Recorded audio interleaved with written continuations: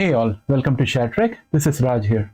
This video is about a new discovery in HIV that can potentially help convert functional cures into complete cures.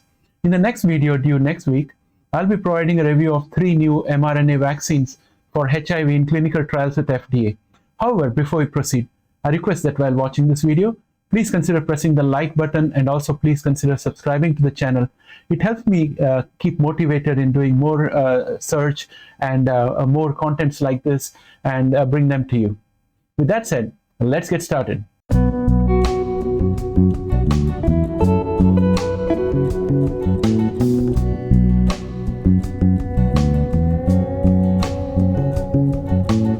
Welcome back, friends. Let me first start by talking about the stealth mode of HIV, where it lies dormant. This feature helps it avoid being killed by antiretrovirus therapy. If a functional cure is active and all the dormant HIV load can be activated, then there is a tantalizing possibility that HIV can be completely eliminated from the body.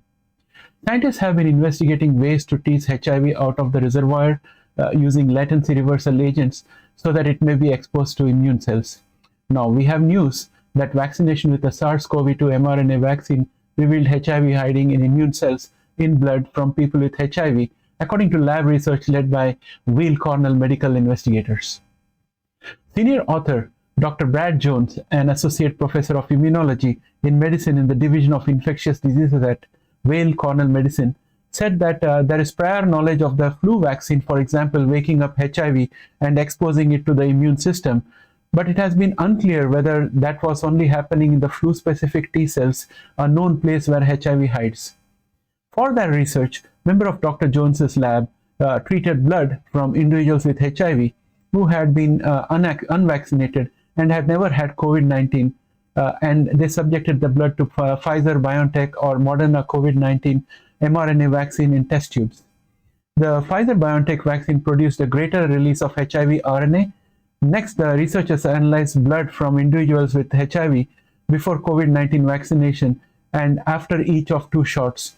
In particular, they found that CD8 plus T cells that targeted cells marked by an early gene product of HIV called NEF or NEF had released the protein granzyme B, a robust marker of recent attempts by CD8 plus T cells to kill HIV. Now let us pause to understand at a high level what NEF and granzyme B are. The accessory NEF protein is expressed by all primate lentiviruses HIV1 and HIV2 and simian immune deficiency virus SIV. Its expression is in the early stages of the viral life cycle ensures 2 basic attributes of HIV infection. These are T cell activation and the establishment of persistent state of infection. Granzyme B or GRB is one of the serine protease granzymes most commonly found in the granules of natural killer cells or NK cells and cytotoxic T cells. They induce programmed cell death in target cell, thus eliminating cells that have either become cancerous or are infected with viruses or bacteria. Now coming back to when the researchers analyzed the blood from the individuals with HIV before COVID-19 vaccine and after each of the 2 shots in particular, they found that killer CD8 plus T cells that target cells marked by an early gene product of HIV called NEF had released the protein granzyme B, a robust marker of recent attempts by the CD8 plus T cells to kill HIV. This response observed after the first shot was correlated with a subsequent reduction in HIV RNA, suggesting some elimination of infected cells by the boosted CD8 plus T cells. Well, this is a very interesting development. If latent HIV can be flushed into the open, antiretroviral or functional cures can potentially comprehensively eliminate HIV as logic dictates. We need to see this get into HIV therapy in clinical trials to demonstrate complete cure in conjunction with a functional cure or ART.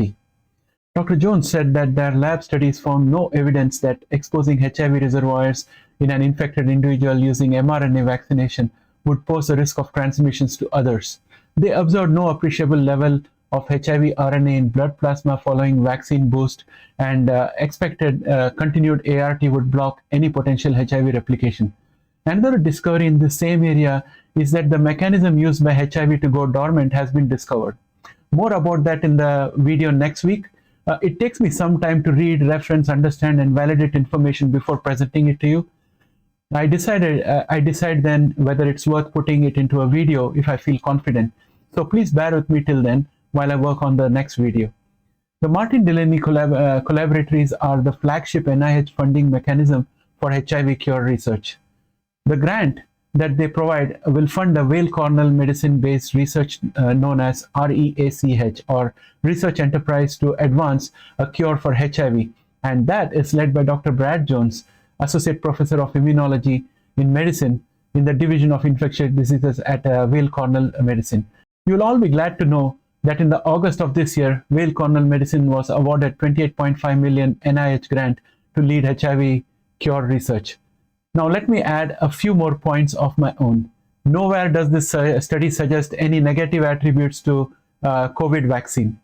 It is just showing that some mechanism in the vaccine may help flush out dormant HIV and let the ART do its job. That's all from me for today. Overall, I'm very optimistic that a functional cure soon will be followed by a complete cure. And that's the trajectory I'm expecting, because these trials take a bit of time to get over. And if you recollect from our earlier interviews with AGT, that somewhere around 2025 or 2026, we'll have a functional cure potentially approved by the FDA. If that happens, then the first block will be in place. And I suppose that by around that time, we would have had more advances.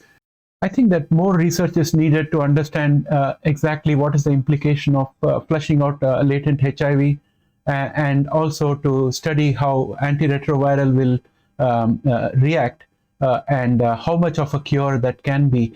There needs to be a lot of clinical trials and more experiments done in that area.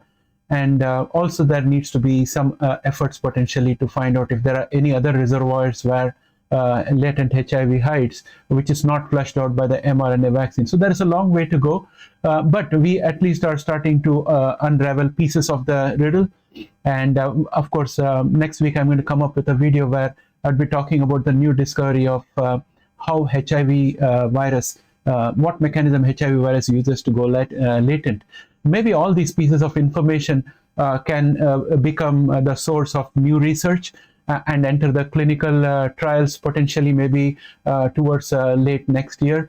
And then the next stage in the cure would be to incorporate that as well.